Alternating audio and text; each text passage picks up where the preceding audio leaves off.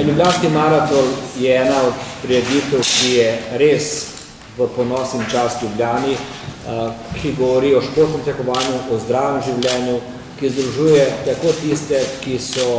profesionalci na tem področju, kot tiste, ki smo dnevno v rekreaciji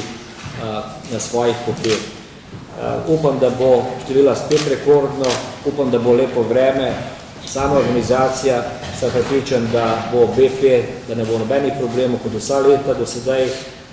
in da se bo ta naša slava Ljubljanskega maratona vsakim letom vedno bolj širila in sidrila po vseh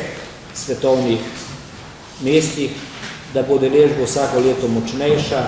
in da bomo enkrat prerasli v tako tekmovanje, ki je lahko primerljivo z največjim maratonom na svetu. Ljubljana ima izjemne prednosti, predvsem je prednost naša prijavnost, sprejemljivost. Mislim, da je med Ljubljančani to zdaj izjemno dobro sprejeto, da nima več težav zaporo cest, ki pomeni določeno nelagodnost za vse uporabnike, se že spet upravičujem za tisti dan, ko bo, ampak promocija, ki jo dobimo, je izjemno pomembna na dveh področjih. Na področju promocije Ljubljane in Slovenije v svetu in predvsem, kar mi je še bolj pomembno, te dobri rezultati, promocijo pri mladih, ko se začnejo ukvarjati s športom in da se umikajo